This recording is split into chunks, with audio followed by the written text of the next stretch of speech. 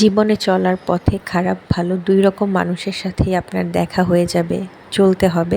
এক ধরনের মানুষ আছে আপনার দোষ ধরতেই থাকবে, আপনার কোনো প্রশংসা করবে না, আপনাকে ভালোবাসবে না, যেখানে সেখানে আপনাকে ছোট করবে। আর কিছু মানুষ আছে আপনাকে মন থেকে ভালোবাসবে, আপনার প্রশংসাটাই করবে, দোষও ধরবে।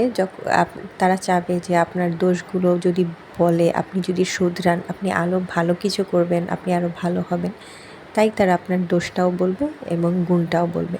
আর কিছু মানুষ আছে যারা আপনার দোষটা নিয়েই পড়ে থাকবে, তো তাদের থেকে সাবধান। আপনি কখনো তাদেরকে উত্তর দিতে যাবেন না, কিছু বলতে যাবেন না। আপনি বুদ্ধিমানের সাথে আপনি নিজের দোষগুলোকে শুধরে নেওয়ার চেষ্টা করবেন। আর আপনি তাদের সাথে দূরত্ব বাড়িয়ে দেবেন, তাদের সাথে সম্পর্ক ততটা ঘনিষ্ঠ করারও দরকার নেই।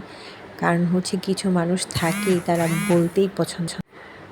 পাঙ্গাস মাছ হচ্ছে আমার খুবই পছন্দ একটা মাছ যে কোনো মাছই আমার খুব পছন্দ এক কথায়। তো পাঙ্গাস মাছটা আজকে রান্না করব। অনেকেই পাঙ্গাস মাছ ঘেন্নায় বা খেতে চায় না বা মজা লাগে না, জানি না কেন খায় না বা কিছু। তো তাদের জন্য হচ্ছে আমার এই আজকের ভিডিওটা। এই পাঙ্গাস মাছটাকে প্রথমে কড়া করে ভেজে নেবেন। ডিম খেলে খেবেন, না খেলে ফেলিয়েও দিতে পারেন, কিন্তু আমি হচ্ছে ডিমটা খাবো, তাই ডিমটা দিয়ে দিয়েছি কড়া করে ভেজে। টমেটো কুচি, পেঁয়াজ কুচি, মরিচ কুচি, আর সাথে থাকবে হচ্ছে হলুদের গুঁড়া, ধনিয়ার গুঁড়া, মরিচের গুঁড়া, জিরার গুঁড়া দিয়ে আপনি ওটাকে লবণ দিয়ে সুন্দর করে কষাবেন। কষিয়ে টমেটোটাকে এমনভাবে কষাবেন যাতে একটা কালার চলে আসে, একদম নরম হয়ে যায়। কারণ টমেটোটা যত গলে যাবে তরকারির স্বাদটা কিন্তু ততটাই বেড়ে যাবে। কারণ হচ্ছে আমরা মাছে কিন্তু সস দিই না, টমেটোটাই বেশি দিই। আবার আপনি চাইলে সস দিয়েও রান্না করতে পারেন, দেখবেন যে খেতে কতটা দারুণ লাগতেছে।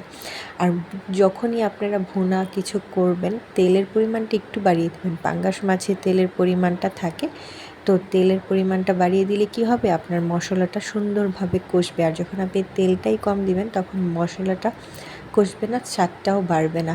তো আমার ঘরে যেহেতু বাচ্চা, তাই আমি মশলাগুলো একটু পরিমাণ মতোই দিচ্ছিলাম, ঝালটা একটু কম দিচ্ছিলাম। এছাড়া সবই কিন্তু একটু বেশি বেশি করেই দিব।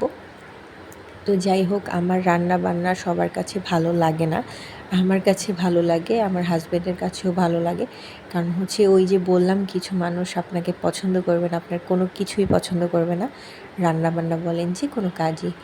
আর কিছু মানুষ আছে আপনার সব কিছুই পছন্দ করবে, তো এটাই হচ্ছে তাদের পার্থক্য।